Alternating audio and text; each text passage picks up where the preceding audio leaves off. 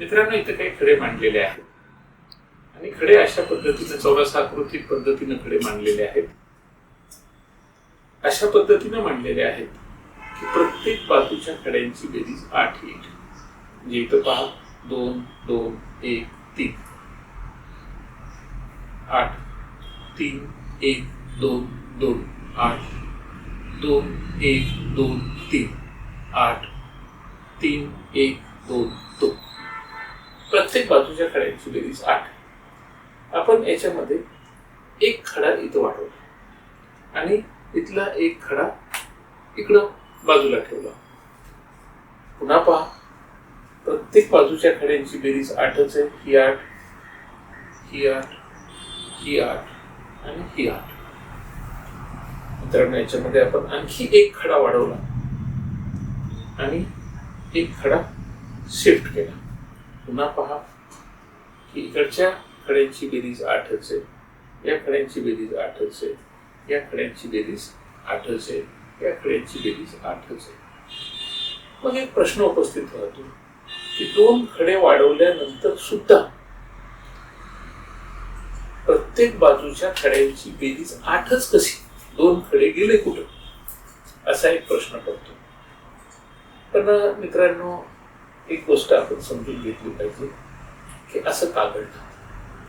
तर या ठिकाणी आपण आपली मूळ अवस्था बघूया की मूळ अवस्था आपली अशी होती आणि ही खडे मोजा 8 8 8 8 हे बरोबर आहे.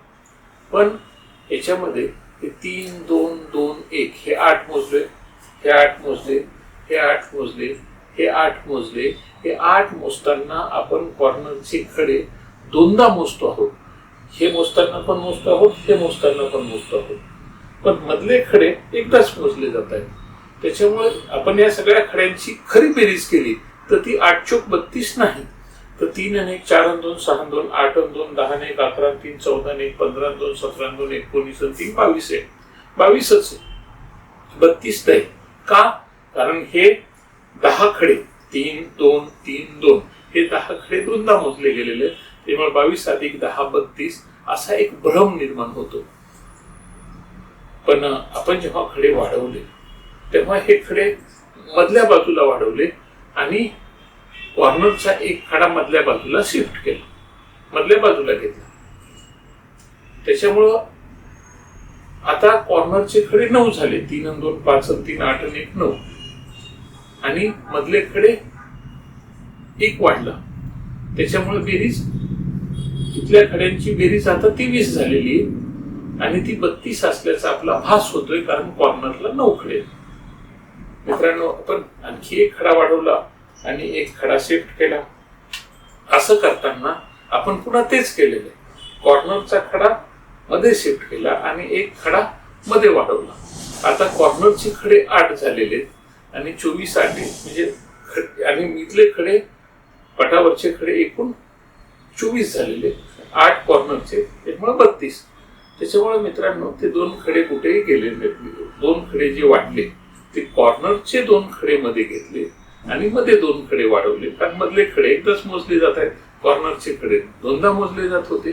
पूर्वी 10 दोनदा मोजले गेले, म्हणून 22 अधिक 10 32 असा भ्रम झाला.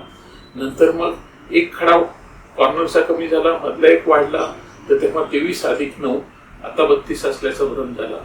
आणि आणखी एक खडा वाढला तेव्हा तो मधले टोटल खडे एकूण 24 आहेत, पण कॉर्नरचे खडे 8च आहेत. त्याच्यामुळे 24 अधिक 8 असा भ्रम झाला. तर मित्रांनो, ही जी काही रचना आहे rock paradox, Einstein's rock paradox असे याचे सूत्र आहे आणि हे सूत्र आईन्स्टाईननी मांडलेले आहे. आईन्स्टाईन्स रॉक पॅराडॉक्स म्हणून हे प्रसिद्ध आहे.